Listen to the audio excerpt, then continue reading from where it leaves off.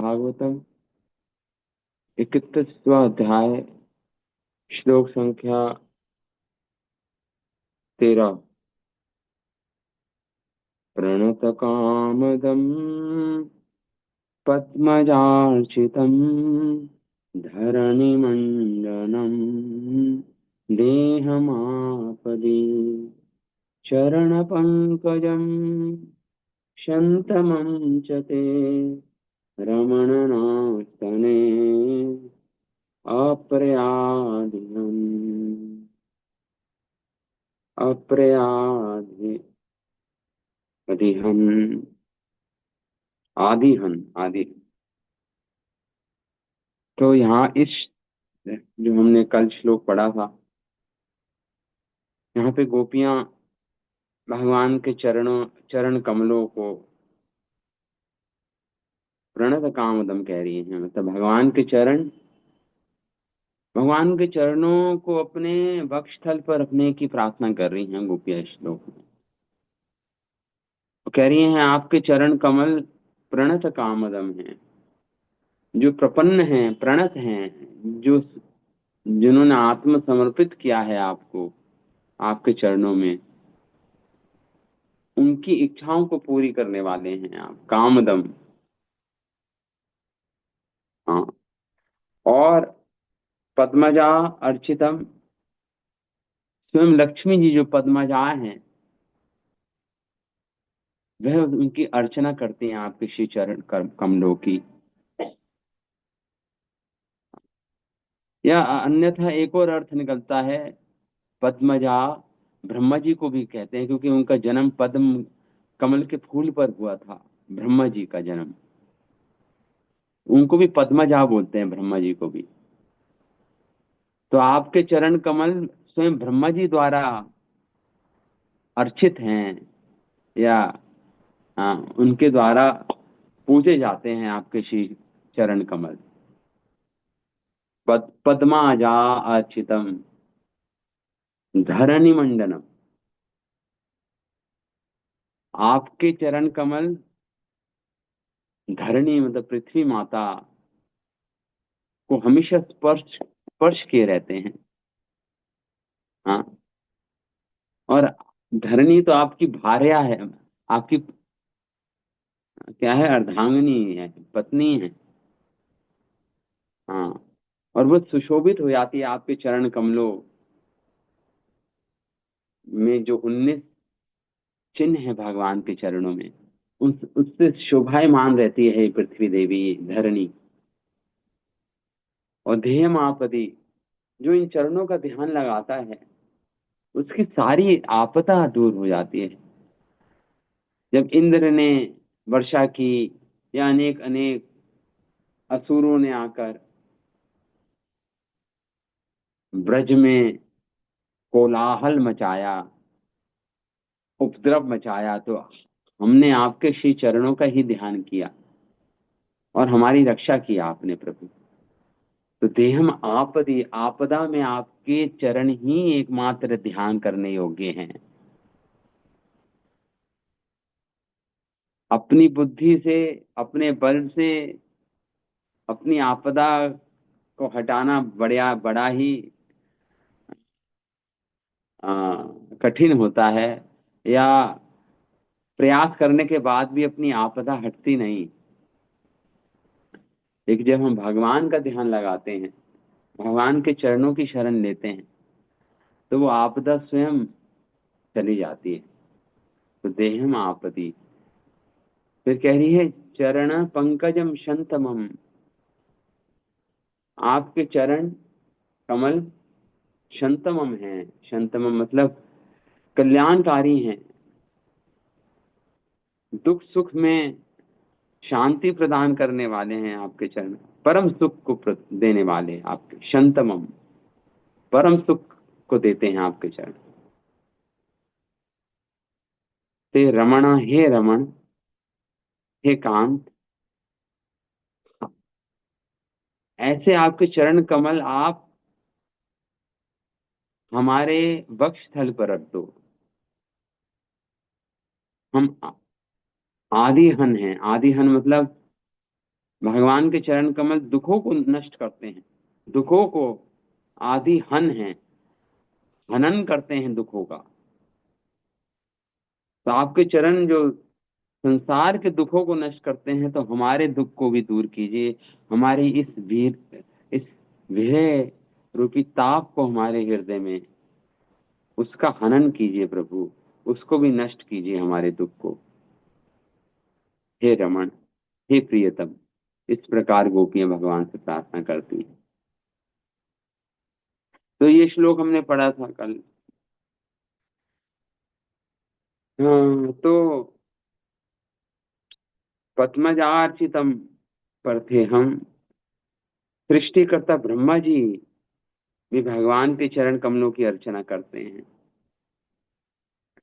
जब ब्रह्मा जी ने गो बालक, गोवत्स चुरा लिए थे और भगवान के अपराधी बने थे, और जब उनको अपराध अपना समझ आया, तो भगवान के चरणों में प्रणत हो गए। तब उन्होंने एक प्रार्थना की थी भगवान से, श्रीमद् भागवतम में आती है ये प्रार्थना।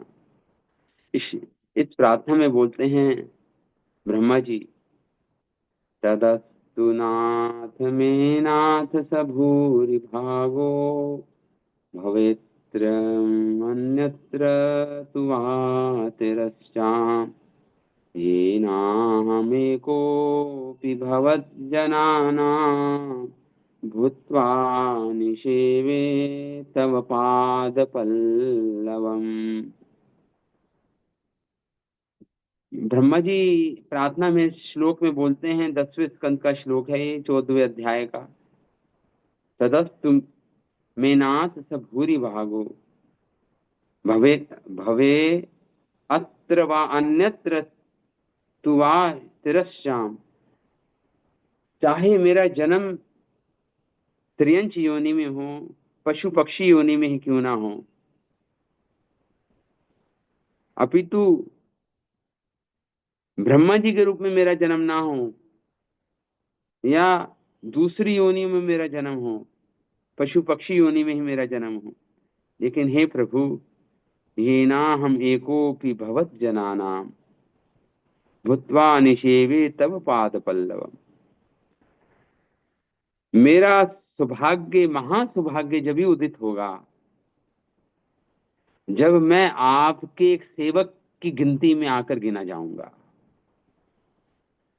आवश्यक नहीं मुझे पुनः ब्रह्मा जी का जन्म दें, मुझे किसी भी योनि में डाल दीजिए, आप पशु पक्षी योनि में डाल दीजिए, लेकिन मेरा सौभाग्य जब ही उदित होगा जब मैं आपके एक सेवक के रूप में गिना जाऊंगा संसार में। और निषेव तब पाद पल्लवम, आपके चरण पाद पल्लवों की सेवा का सौभाग्य जब मैं प्राप्त करूंगा, तभी मैं धन्य हो सकूंगा। ये ब्रह्मा जी की प्रार्थना है भगवान के लिए चरणों की। तो यहाँ पे ब्रज देवियां, जब भगवान, देखिए पहले श्लोक में आया था, जब भगवान उत्तर उत्तर समय उत्तर घोष, जब भगवान संध्या के समय वापस आते थे गोचारण करके, तो रास्ते में भगवान को विलंब हो जाता था। क्यों? क्योंकि बड़े बड़े देवी देवता आके भगवान के चरणों की वंदना करते थे। तो भगवान को के आगमन में विलंब हो जाता था इसी कारण से। हाँ। तो ब्रह्मा जी यहाँ पे इस प्रकार भगवान से प्रार्थना करते हैं। तो यहाँ पे ब्रज देवियों द्वारा कृष्ण का परम ऐश्वर्य का वर्णन हुआ है। क्यों? आप प्रणत कामदम है, फिर भी पूर्वत अपने भाव के अनुरूप भगवान को रमण करके पुकार रही हैं गोपियां इसी श्लोक में। जानती है भगवान के चरण कमलों को बड़े बड़े देवी देवता मुनिगण भगवान की वंदना करते हैं चरणों की, लेकिन फिर भी भगवान को रमण करके पुकारे, संबोधित कर रही है, रमण हुआ।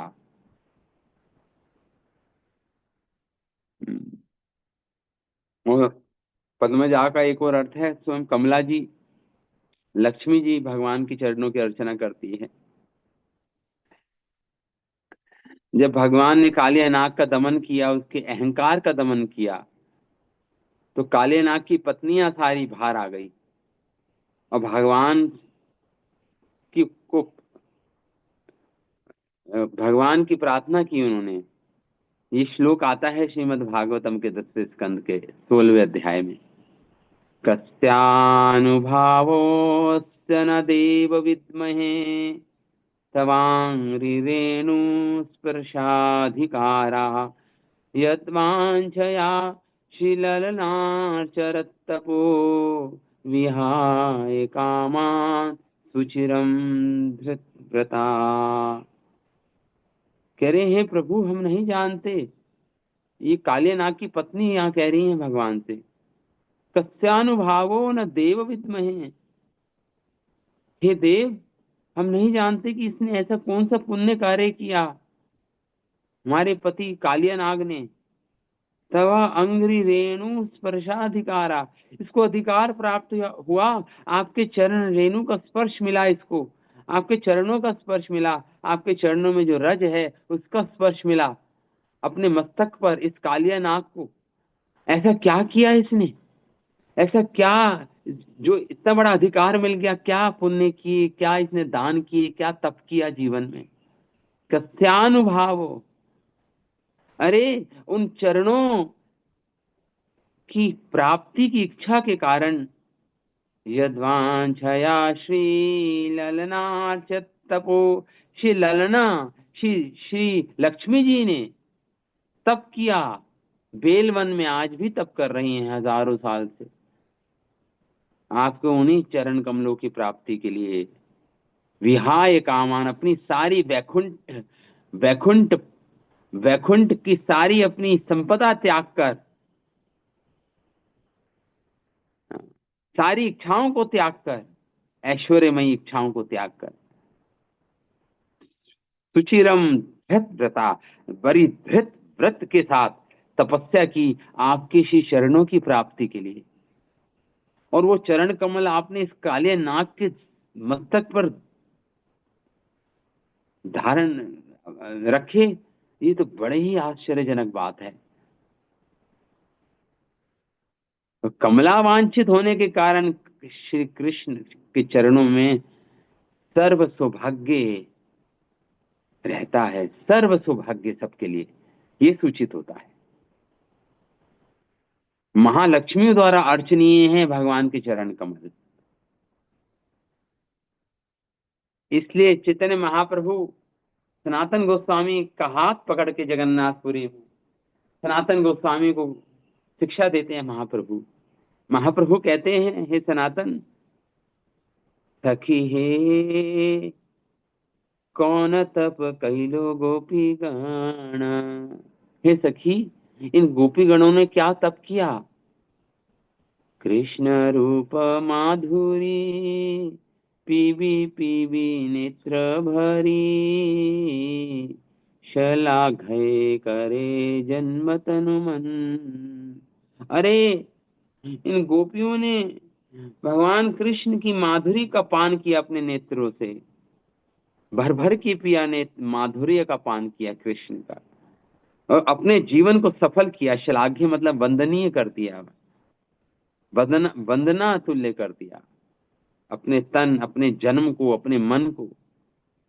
जे माधुरी ऊर्ध आम नाही जार समा, पर व्योमे स्वरूपे गाणे। अरे इस माधुरी का पान जो इन गोपियों ने किया भगवान की, वैकुंठ में जो भगवान के पार्षद है वो है नहीं कर पाए। उन इन सरला अबलाएं गोपांगनाओं ने जो कृष्ण की माधुरी का पान किया। जे भो सब अवतारी पर व्योमे अधिकारी, ए माधुरे नाही नारायण। अरे नारायण, भगवान नारायण के अंदर के पास भी वो माधुर्य नहीं है, वो माधुरी नहीं है श्री कृष्ण में है। बड़े बड़े परव्योम वैकुंठ के अधिकारी वो माधुर्य का पान नहीं कर पाए भगवान की। ताते साक्षी से रमा नारायण प्रियतमा प्रतिव्रता गणेर उपास्य। अरे प्रतिव्रता शिरोमणि श्री लक्ष्मी देवी जो नारायण की प्रियतमा है, वह इस माधुरी का पान करने के लोभ से, ते हो जे माधुरे लोभे छाड़ी सब काम भोगे। उस माधुर्य का पान करने के लोभ के कारण अपने सारे ऐश्वर्य का त्याग किया वैकुंठ में, काम और व्रत धरी करी लो तपस्या। व्रत किया, तप किया ब्रज में आकर, से तो माधुरे सार अन्य सिद्धि नाही जार। ते हो माधुरे आदि गुण खानी। ये माधुर्य सार अन्य सिद्धि नहीं जार, देहो माधुर्य आदि गुण खानी। ऐसा माधुर्य गुणों का खान है भगवान, माधुर्य सिंधु का, कि इसको प्राप्त करने के बाद कोई सिद्धि विद्धि नहीं, कोई इच्छा करता, कोई कामना नहीं रह जाती। अन्य सिद्धि नाही जार। आर सब प्रकाशे तारदत गुण भाषे, ताहा जतो प्रकाशकारी कार्य जानी। भगवान के माधुर्य का पान करने से सब कुछ हृदय में प्रकाशित हो जाता है। गोपी भाव दर्शना नव नव शणे क्षणा, तार आगे कृष्णेरा माधुरे। गोपी भाव, अगर कृष्ण के माधुर्य का पान करना है तो गोपी भाव को धारण करना होगा, तभी ही आपको प्रतिक्षण नव नव क्षणे क्षण कृष्ण का माधुर्य प्रकट होता है गोपियों के सामने, और नए नए रूपों में भगवान प्रकट होता है, भगवान का माधुर्य, और वर्धन होता है, बढ़ता रहता है भगवान का माधुर्य। हाँ, देखिए जब गोपियां भगवान के दर्शन करती हैं तो गोपियों का गोपी भाव जो है उसके कारण भगवान का माधुर्य का अनुभव करती हैं गोपियां, परम आनंद का अनुभव करती, भगवान के माधुर्य का आस्वादन करती हैं गोपियां। और लेकिन भगवान का माधुर्य एक समान नहीं रहता, वो नए नवान हो जाता है, नया नया बनता है, और उसमें वो बढ़ता रहता है वो भगवान का माधुर्य। तो गोपियों का आनंद भी बढ़ता रहता है, और जब गोपियों का आनंद और बढ़ता है तो भगवान का माधुर्य और बढ़ जाता है। इस प्रकार दोहे करे हुड़ा हुड़ी, बाड़े मुख नाही मुड़ी, नव नव दोहार प्राचुरे। दोनों में हुड़ा हुड़ी हो जाती है, कंपटीशन हो जाता है। इधर भगवान का माधुर्य बढ़ता रहता है, उधर गोपियों का आनंद बढ़ता रहता है। जब गोपियों का आनंद और बढ़ता है तो भगवान का माधुर्य और बढ़ जाता है। तो इस प्रकार हुड़ा हुड़ी होती है दोनों में। ये है भगवान का माधुर्य का। कर्म योग योग, कर्म जप योगा ज्ञान, विधि भक्ति तपदान, यह है से माधुर्य दुर्लभ। ये जो माधुर्य का, जो कृष्ण का माधुर्य का आस्वादन, या कितना ही कर्म योग कर लो, जप कर लो, योग कर लो, ज्ञान मार्ग के अनुयायी क्यों ना हो, वैधि भक्ति क्यों ना हो, तप क्यों ना हो, ध्यान क्यों ना हो, लेकिन ये माधुर्य का आस्वादन कृष्ण का तो बड़ा ही दुर्लभ है, बड़ा ही दुर्लभ है। केवल जे राग मार्गे, भजे कृष्ण अनुरागे, तारे कृष्ण माधुरे सुलभ। लेकिन जो वैदिक भक्ति छोड़ के राग भक्ति करता है, राग मार्ग, राग राग भक्ति उसे बोलते हैं। जो, देखिए वैदिक भक्ति का कारण तो विधि विधान हुए, उसे वैदिक भक्ति बोलते हैं। क्योंकि शास्त्र बोलते हैं, बड़े बड़े ज्ञानी मुनिजन, यज्ञवाल के जैसे ज्ञानी जन बोलते हैं कि भक्ति करनी चाहिए भगवान की, इस विधि विधानों से करनी चाहिए। लेकिन ब्रजवासियों की जो भक्ति है वो विधि विधानों के अनुसार नहीं है, वो तो उनका जो राग है कृष्ण के प्रति, वही कारण है उनकी भक्ति का। इसको रागानुगा भक्ति बोलते हैं। रागानुगा भक्ति से आप भगवान के माधुर्य का आस्वादन कर सकते हो।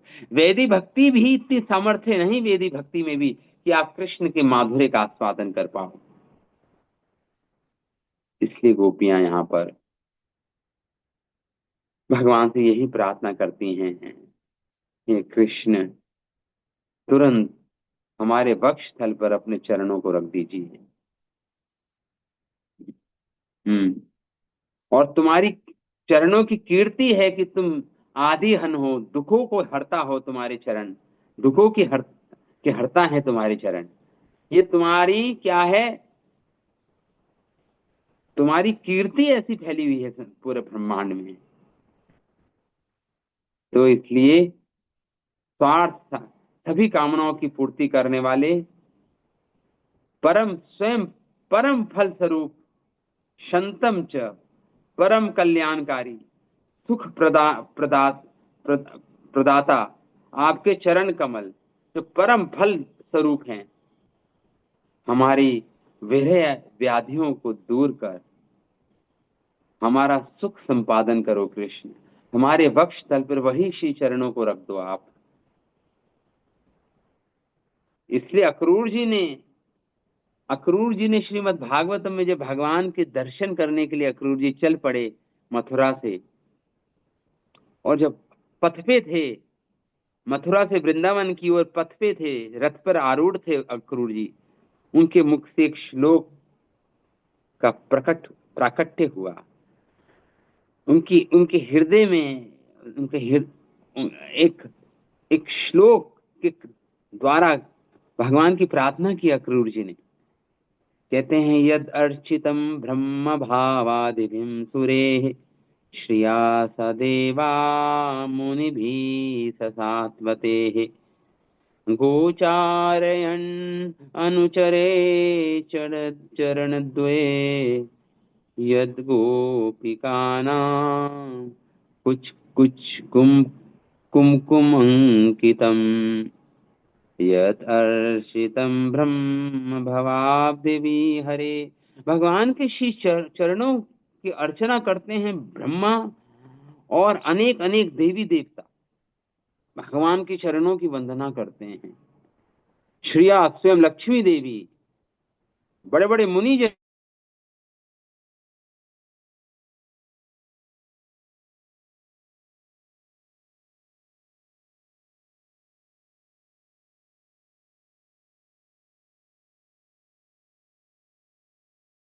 साथ वही चरण वृंदावन के वनों में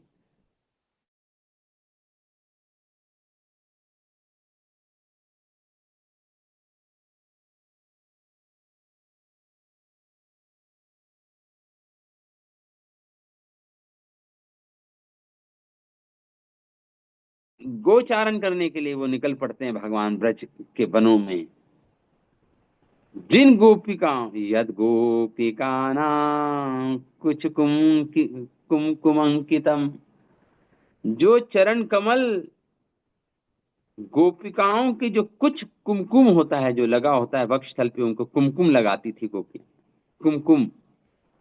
और जब भगवान उनके वक्ष स्थल पे अपने चरण रखते थे तो भगवान के चरण कमलों में वो कुमकुम लग जाता था, वो लालिमा छा जाती थी भगवान के चरणों में। हाँ, तो कुछ कुमकुम अंकितम, भगवान के चरण भी अंकित हो जाते हैं उस कुमकुम से।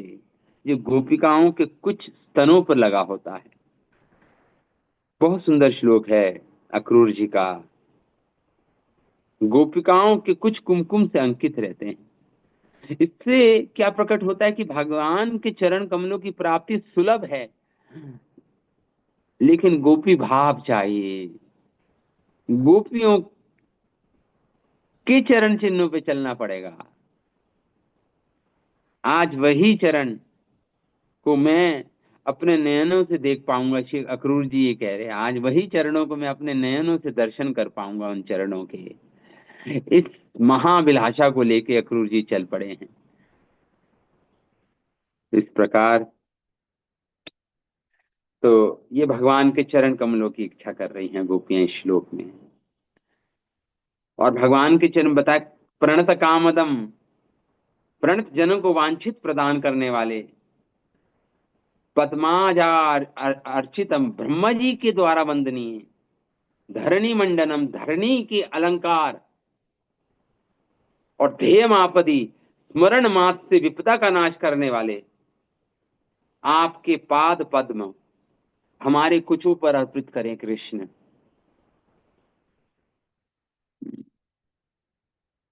इस प्रकार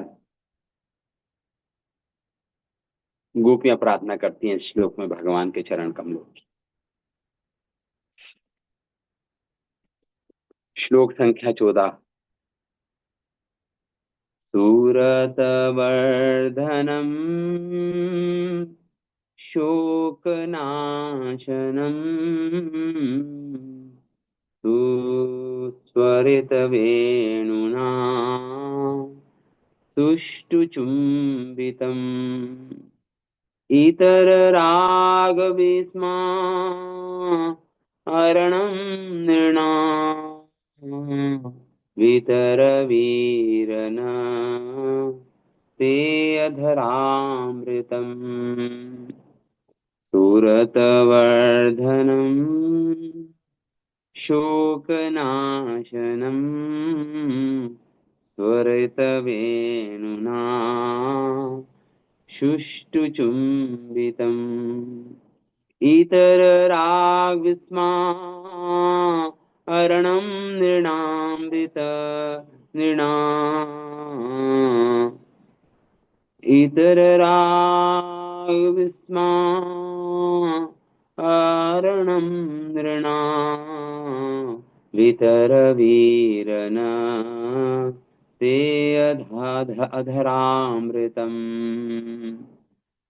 इसमें भगवान के अधरामृत की इच्छा, उसकी प्रशंसा कर रही हैं गोपियां, और वांछना कर रही हैं भगवान के अधरामृत का पान करने की। और कैसा है भगवान का अधरामृत? 4 विशेषण है भगवान के अधरामृत में। 4 विशेषण है भगवान के अधरामृत में, उसको बता रही हैं गोपियां। क्या? सूरत वर्धनम। सूरत वर्धन मतलब प्रेम इच्छा को, संभोग इच्छा को वर्धन करने वाला, उसे सूरत वर्धनम बोलते हैं। वर्धन करता है, काम इच्छा को वर्धन, प्रेम विशेष में संभोग इच्छा का वर्धन करता है। ये आपके अधरामृत है का लक्षण है भगवान के अधरामृत का। और क्या लक्षण है भगवान के अधरामृत का? शोक नाशनम, शोक को नाश करता है। शोकाकुल व्यक्ति के शोक को नाश करता है। और तीसरा लक्षण क्या है? स्वरित वेणुना सुष्टु चुंबितम, वो काष्ठ की बनी बांसुरी वेणु भगवान की, वो सतत भगवान के अधरामृत का पान करती है। तो भगवान के कृपालुत्व का यहाँ पे गुण का प्रकाशन हो रहा है। स्वरित वेणुना सुष्टु चुंबितम। तो क्या? और फिर चौथा, इतर राग विस्मारणम शरणं नृणां वितरा। और दूसरे दूसरे राग, दूसरी हमारी आसक्तियां, हमारी तृष्णाएं, हमारी वासनाएं अनेक जन्मों की, उसका विस्मरण हो जाता है। जब भगवान के अधरामृत का पान करेंगे तो और जो हमारे राग हैं संसार में, जो हमारी आसक्तियां हैं, हमारे बंधन हैं इस संसार में, सबको भुला देंगे हम। सब कुछ भुला देंगे, स्वयं भुला देगा, ये भगवान का अधरामृत भुला देगा। इतर राग विस्मा। तो हे वीर, तुम वीर हो। अपने अस्ते अधरामृतम, हमें भी अपने अधरामृत का पान कराओ। हम लोगों में वितरण करो अपने अधरामृत का। हाँ, स्वयं संयोजित जो वेणु है, ये भगवान की के होठों से चिपका रहता है, चुंबन करता है भगवान के अधरों का, जो लोगों के इतर राग को भुला देता है। इतर राग मतलब कृष्ण के अलावा जहां जहां जहां हमारा राग है उसको भुला देता है ये, और उसी सूरत वर्धन करता है और शोक नाश करता है। उस अधरा अमृत का हम लोगों में वितरण करो हे कृष्ण, ये गोपियां कह रही हैं इस श्लोक में। हमारे आचार्य जन लिखते हैं कि पीड़ित व्रज देवियों ने पिछले पिछले श्लोक में अपने मदन ताप से संतप्त हृदय में श्री कृष्ण के परम सुशीतल चरण कमलों को स्थापित करने की प्रार्थना की थी पिछले श्लोक में। अब इस श्लोक में वह अत्यंत विरह विवल दशा में प्रमथ चित्त से श्री कृष्ण के अधरामृत की प्रार्थना कर रही हैं इस श्लोक में।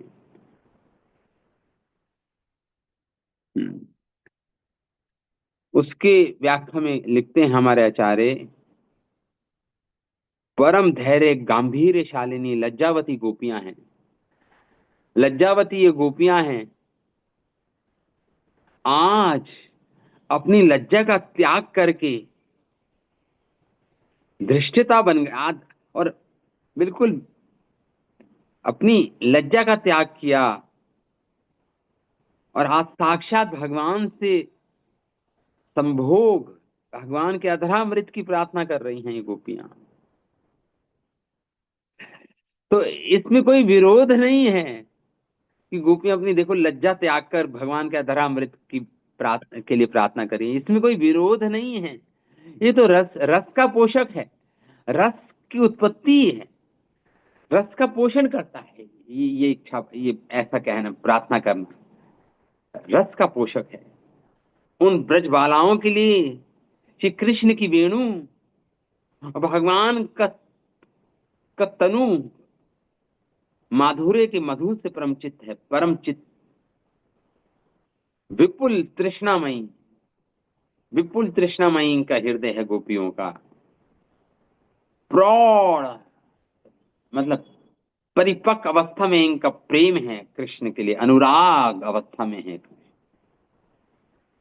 इससे संचालित है इन गोपियों का हृदय। और उसके कारण मां उत्कंठा, महा उत्कंठा हो रही है, और उसी उत्कंठा को हमें समझना पड़ेगा, यही गोपी भाव है। इसलिए प्रार्थना कर रही हैं भगवान के अधरामृत का, श्री कृष्ण के अधरामृत की गुण महिमा का कीर्तन कर रही हैं गोपियां। सूरत का अर्थ है शोभन, रति, प्रेम। श्री कृष्ण का अधरामृत इसी प्रेम का वर्धन करता है।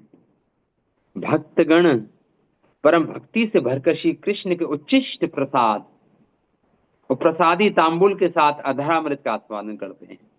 हमारे लिए अधरामृत की प्रार्थना करने का अर्थ है भगवान के उच्चिष्ट को प्राप्त करना, भगवान के प्रसाद को प्राप्त करना, क्योंकि उस प्रसाद में भगवान का अधरामृत मिला होता है। भगवान के प्रसाद में भगवान का अधरामृत मिला होता है। इसलिए एक भक्त प्रार्थना करता है, प्रभु अपने महाप्रसाद को हमें प्रदान कीजिए, अपने महाप्रसाद को प्रदान कीजिए। भगवान की महाप्रसाद की महिमा गाता है, क्यों? क्योंकि उसमें भगवान का अधरामृत मिला होता है उस महाप्रसाद में।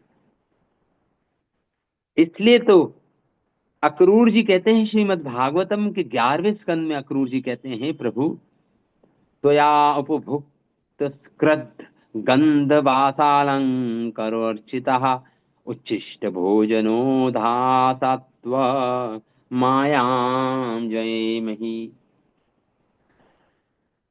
इसमें सॉरी, उद्धव जी कह रहे हैं, ये श्लोक उद्धव जी का श्लोक है।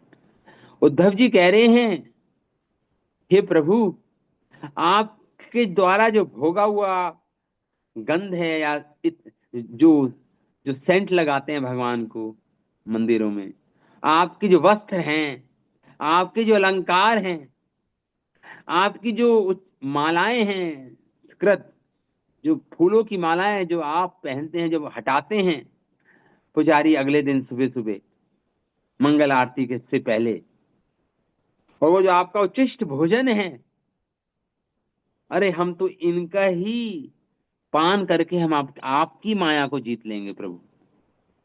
देखिए कह रहे हैं, उपभुक्त गंध, आपकी उतरी हुई माला को, आपके उतरे हुए कपड़ों को, आपके पहने हुए अलंकार को, आभूषणों को, आपके पाए हुए भोजन को, प्रसाद को, उच्चिष्ट को, झूठन को, हम उसका उपभोग करेंगे, हम उसका पान करेंगे और आपकी माया को जीत लेंगे हम।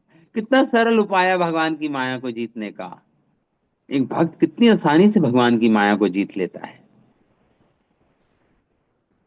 जब महाप्रभु को जगन्नाथ जी का प्रसाद मिला, महाप्रभु को मंदिर में, और वो प्रसाद सार्वभौम भट्टाचार्य को लाए।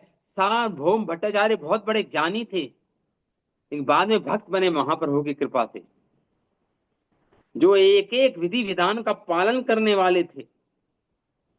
अब आज महाप्रभु जगन्नाथ मंदिर से उनके लिए भगवान का उच्चिष्ट लाए हैं, प्रसाद लाए हैं, और अभी सार्वभौम भट्टाचार्य अभी स्नान भी नहीं किया, अभी उठे हैं बिस्तर से, और जैसी महाप्रभु ने उनको प्रसाद अर्पित किया जगन्नाथ जी का, तुरंत उन्होंने बिना ब्रश किए, बिना नहाए धोए, जो विधि विधानों का पालन करने वाले, बड़ी कठोरता से विधि विधान का पालन करते थे सार्वभौम भट्टाचार्य जी, उन्होंने तुरंत वो प्रसाद को ग्रहण कर लिया। महाप्रभु के लाए हुए जगन्नाथ जी की प्रसादी को ग्रहण किया। उसे देखकर महाप्रभु बोलने लगे। महाप्रभु ने क्या बोला उसे देखकर? आजी मोर पूर्ण हैलो सर्व अभिलाष सार्वभौमे हैलो महाप्रसादे विश्वास। कह रहे महाप्रभु कह रहे, आज मेरा जीवन सफल हो गया। मेरी जो इच्छा थी कि सार्वभौम भगवान का भक्त बने, तो आज बन गया ये सार्वभौम। आज इसको भगवान के महाप्रसाद में पूर्ण विश्वास हो गया सार्वभौम को। आजी तुमी निष्कपटे कैला कृष्ण आश्रय, कृष्ण आजी निष्कपटे तुम्हारा हेलो सदैव। आज निष्कपट रूप से, पूर्ण रूप से सार्वभौम भट्टाचार्य ने कृष्ण का आश्रय ले लिया है, और कृष्ण भी दयावान हो गए हैं सार्वभौम भट्टाचार्य पे। आजी से खंडीलो तो मां देहादि बंधना, आजी तुम्हें छीन कैलो मायार बंधन। महाप्रभु कहते हैं, सार्वभौम आज तुम्हारा भेष भेष और बंधन से मुक्त हो गए हो तुम, खंडन हो गया आज तुम्हारा, देह आदि से तुम्हारा बंधन टूट गया है। आज ही तुम छीन हैलो मायार बंधन, आज तुम्हारा माया बंध से तुम मुक्त हो गए हो सार्वभौम भट्टाचार्य, आज तुम्हारा माया बंधन छिन्न भिन्न हो गया है। आज कृष्ण प्राप्ति योगे हैलो तोमार मन, वेद धर्म लंघी कैले प्रसाद भक्षण। आज तुम्हारा हृदय कृष्ण प्राप्ति के योग्य हो गया है सार्वभौम, कृष्ण प्राप्ति के योग्य हो गया है तुम्हारा मन। आज आज तुमने वेद धर्म का त्याग किया कि बिना नहाए धोए कुछ नहीं लेना। आज तुम्हें लांघ दिया है उस वेद धर्म को और तुमने प्रसाद का भक्षण किया। इसलिए आज से आज तुम्हारा हृदय कृष्ण को धारण करने योग्य बन गया है। महाप्रभु का ये कथन था सार्वभौम भट्टाचार्य के लिए। ब्रह्म पुराण में एक कथा आती है। एक बार देवर्षि नारद ने महाप्रसाद के लोभ से लक्ष्मी जी की बहुत सेवा की। देवर्षि नारद ने और लक्ष्मी जी से प्रार्थना की कि मुझे भगवान नारायण का महाप्रसाद दीजिए। अब महाप्रसाद देने को नारायण भगवान ने मना किया था किसी को भी, लेकिन लक्ष्मी जी की इतनी सेवा की देवर्षि नारद जी ने, इनको महाप्रसाद प्राप्त हो गया भगवान नारायण का। अब तो वो जब भगवान शिव के महादेव के पास आए, नृत्य करते हुए आए, गायन करते हुए आए, वो महाप्रसाद का भोग को पाते हुए आए और नृत्य करने लगे महादेव के सामने, हाँ, कैलाश पर्वत पर। और महादेव ने कहा, नारद आज इतने हर्षित, इतने नृत्य कर रहे हो, इतने इतने आनंद में हो तुम। तो देवर्षि नारद जी ने कहा, हे हे हे हे हे हे महादेव, आज तो ये महाप्रसाद मुझे मिला है नारायण का, इसलिए मैं परम आनंदित हूं आज। और नृत्य करने लगे फिर से नारद मुनि। फिर महादेव ने रोका नारद मुनि को और उनके नाखूनों में एक थोड़ा सा तिनका, एक छोटा सा अन्न का टुकड़ा लगा हुआ था। नारद जी के मुख के नाखूनों में, हाथों के नाखूनों में। और श्री महादेव ने उस छोटे से टुकड़े का महाप्रसादी का भक्षण किया, प्राप्त किया उसको, जो देवर्षि नारद के नखों पे लगा हुआ था, नाखूनों में लगा हुआ था। और ऐसा कह के भगवान महादेव को प्रेम उदय हो गया, हृदय में प्रेम उदित हो गया, और वो भी नृत्य करने लगे, डमरू बजा बजा के भगवान महादेव भी नृत्य करने लगे। अब वहां पे पार्वती माता आ गई। पार्वती माता ने कहा, आज तुम महादेव नृत्य कर रहे हैं, डमरू बजा रहे हैं, इतने आनंदित हैं। तो पूछा, तो महादेव ने कहा, मुझे आज महानारायण का महाप्रसादी मिला है, और उससे मेरा हृदय में प्रेम उदय हो गया है। तो पार्वती जी ने कहा, मेरे लिए उपलब्ध है क्या महाप्रसाद नारायण का? तो नहीं था। तो पार्वती जी ने तपस्या की, श्री नारायण की तपस्या की उन्होंने, और वैकुंठनाथ देवी की प्रार्थना पूरी करने के लिए वो पार्वती जी आज भी जगन्नाथपुरी में, वो पार्वती जी, आप जाएंगे मंदिर के अंदर, उनका भी मंदिर है पार्वती जी का। आज भी वो प्रसाद का वितरण कर रही हैं। पहले उनको जो जो जगन्नाथ जी को प्रसाद का भोग लगता है, पहले माता पार्वती को भोग लगता है, अर्पित किया जाता है सबसे पहले, सर्वप्रथम, और फिर जनसाधारण लोगों में उसका वितरण किया जाता है। हाँ, फिर जनसाधारण लोगों में उसका वितरण किया जाता है। आज भी तो ब्रज देवी मधुर भाव से साक्षात अधरा अमृत सेवन करती हैं। अन्य लोगों के लिए श्री कृष्ण का उच्छिष्ट प्रसाद यही उनका अधरा अमृत है। इसलिए सूरत वर्धन प्रेम विशेष में संभोग इच्छा का वर्धन करते हैं। भगवान का अधरा अमृत प्रेम विशेष में संभोग इच्छा का वर्धन होता है। ब्रज देवियों की संभोग इच्छा उनकी समर्था रति है, क्योंकि समर्था रति की गोपियां हैं। ये हम पहले बता चुके हैं कि गोपियां समर्था रति की गोपियां हैं। उनकी संभोग इच्छा में आत्मेंद्रिय गंध मात्र भी नहीं है। ये हमने पिछली क्लास में डिस्कस किया था, याद रखिए। जब यहाँ पे शब्द आ रहा है संभोग इच्छा गोपियों का, तो उसमें अपने सुख वासना की गंध मात्र भी नहीं है, केवल कृष्ण इंद्रिय सुख भावना से युक्त है। वो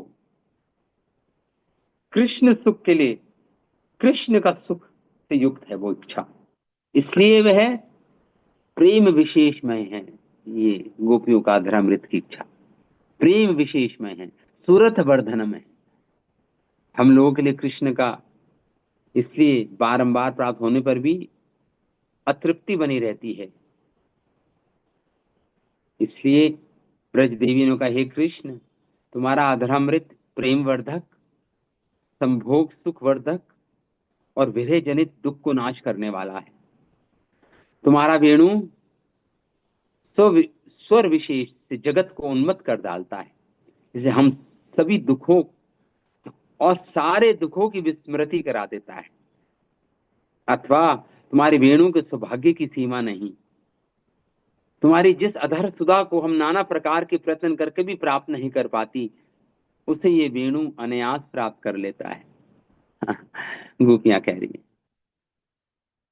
तुम्हारा अधरामृत परम मधुर परम सौभाग्यप्रद है, ऐसी इसका महात्म्य है। सर्वभौमत्व और महामोक्षत्व दोनों ही लोगों को भुला देता है। सारी दूसरी इच्छाओं को, इस संसार में अधिपत्य की इच्छा हो, इस संसार और मोक्ष प्राप्त करने की इच्छा को भी भुला देता है भगवान का अधरामृत। ऐसा है भगवान के अधरामृत में मोहनत्व मतलब मोहित कर लेता है अपनी ओर। इसकी तुलना में देव भोग्य जो देवता लोग जो अमृत का पान करते हैं, इसकी तुलना में वह खाक है, खाक। इसलिए सूरत वर्धनम, शोक नाशनम, इतर राग विस्मा, इन तीन विशेषणों से अपनी इच्छा का वर्धन, अन्य दुखों अपनी इच्छा का वर्धन करता है ये भगवान का अधरामृत। अन्य दुखों की स्फूर्ति का नाश करता है, अन्य विषयों की विस्मृति कराता है। इससे सूचित हुआ कि श्री कृष्ण का अधरामृत परम पुरुषार्थ है, जीवन का परम पुरुषार्थ है। कृष्ण के अधरामृत की प्राप्ति पुरुषों को दूसरे रागों की विस्मृति कराता है। फिर स्त्रियों की तो बात ही नहीं। सर्वोपरि हम लोगों के लिए तो प्राण ही तुम में रखे हैं। शाश्वत तो विषय स्पृहा जगाकर हमारे हृदय में अन्य सारी इच्छाओं को अत्यंत अभाव करा देता है। ये आपका अधरामृत तभी प्रमाणित कराता है। इससे प्रभु श्री महाप्रभु जगन्नाथपुरी के जब गोपाल वल्लभ भोग का प्रसाद पाकर श्री कृष्ण के अधरामृत की स्फूर्ति हुआ, महाप्रभु कहते हैं, यही सब प्राकृत द्रव्य इक्षव कपूर मारीच इलाची लवंग गव्य। जब महाप्रभु को वो गोपाल वल्लभ भोग जिसे बोलते हैं, गोपाल वल्लभ भोग बोलते हैं, जब महाप्रभु को मिला, महाप्रभु कहते हैं, अरे इसमें जो भी द्रव्य से बना है ये भगवान का भोग, इसमें कपूर है, काली मिर्च है, इलायची है, लवंग है, रसवाक गुड़ है, जितने भी सब प्राकृत हैं, प्राकृत वस्तु हैं सब। लेकिन द्रव्य रही स्वादु गंध लोकाते, फिर भी इस गोपाल वल्लभ भोग में इतना अलौकिक सुख, ऐसा कैसे संभव? ये सारे लौकिक द्रव्य से बना है और फिर भी ऐसा अलौकिक स्वादु है ये गोपाल वल्लभ प्रसाद भगवान जगन्नाथ जी का। और लोकातीत है, इस लोक से अतीत है इसका स्वाद। तो महाप्रभु कहते हैं आस्वाद करिए देखो सवार प्रतीत, आस्वादे दूरी रहु जार गंधे माते मन। अरे आस्वाद की तो बात छोड़ो, इसकी गंध भी हम मुझे मतवाली कर रही है। महाप्रभु कह रहे हैं मुझे मतवाला, मुझे प्रेम में विभल कर रही है इसकी गंध मात्र। आस्वादन की तो बात छोड़ो, आपना बिना अन्य माधुर्य कराए विस्मा, ताते ही द्रव्य कृष्ण अधरा मृत स्पर्श हैलो। हाँ, तो ये सब कुछ भुला देती है संसार के सारे रसों को। ताते एई द्रव्य कृष्ण धरत अधर स्पर्श हैलो। तो निश्चित रूप से महाप्रभु इस कंक्लूजन पे पहुंचे, क्या इस निर्णय पे पहुंचे महाप्रभु कि निश्चित निश्चित रूप से कृष्ण के अधरा अमृत, कृष्ण के अधरों ने इस प्रसाद का स्पर्श किया है। अधरेरा गुण सब इहाते संचारी लो, और अपने अधरा, अपने अधर के गुणों को इस प्रसाद में संचारित कर दिया है श्री कृष्ण ने, जगन्नाथ जी ने। इसलिए इतना अलौकिक गंध और सुगंध है इसकी, इस प्रसाद की। महामादक बन गया ये महामादक, ये कृष्ण अधरेरा गुण, यही कृष्ण के अधर का गुण है। मादक नशा है कृष्ण के अधरों में, यही गुण है। अनेक सुकृत हार भैया छे संप्राप्ति, से भई आस्वाद करो करी महाभक्ति। जो सुकृतिवान हैं, जिनके क्रेडिट्स हैं कई जन्मों के भक्ति के, वही इस महाप्रसाद की प्राप्ति कर पाते हैं। ये महाभक्ति से ही ये महाप्रसाद उपलब्ध होता है। हरि ध्वनि करी सभे कैलो आस्वादन, आस्वादिते प्रेमे मत हैलो सभार मन। जब सारे भक्तों ने सुना महाप्रभु की इस घोषणा को, तो सबने हरि ध्वनि की जोर से और आस्वादन किया उस महाप्रसाद का जगन्नाथ जी के। और आस्वादन करते करते सबका हृदय प्रेम में विभल हो गया, प्रेम से पूरित हो गया, भर गया। इस प्रकार गोपी भाव में महाप्रभु ने और भी श्लोकों की रचना, और भी श्लोक गाए। इसका पठन हम कल करेंगे। महाप्रभु और क्या बोले महाप्रसाद, गोपी भाव में बोल रहे हैं महाप्रभु। गोपी भाव में महाप्रभु के हृदय का उद्गार हम थोड़ा सा जो बच गया है वो कल हम पढ़ेंगे, इसको कल पढ़ेंगे। आज हम यहीं पे इस कथा को विराम देते हैं। तो आज की कथा में कृष्ण के अधरा अमृत के लिए प्रार्थना कर रही हैं और कुछ विशेषण बता रही हैं कृष्ण के अधरा अमृत का। सूरत वर्धन है भगवान का अधरा अमृत, शोक नाशनम, सारे शोकों को नाश करता है, और इतर राग विस्मा, इस संसार के रागों को भुला देता है। मोक्ष की कामना, भोग की कामना सबको भुलाकर केवल कृष्ण प्रेम की, कृष्ण सुख की कामना उत्पन्न करता है ये भगवान का अधरामृत।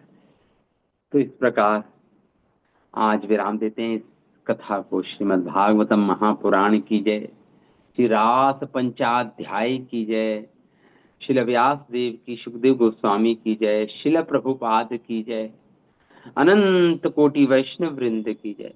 निताय गौर प्रेमानंदे, हरि हरि बोल।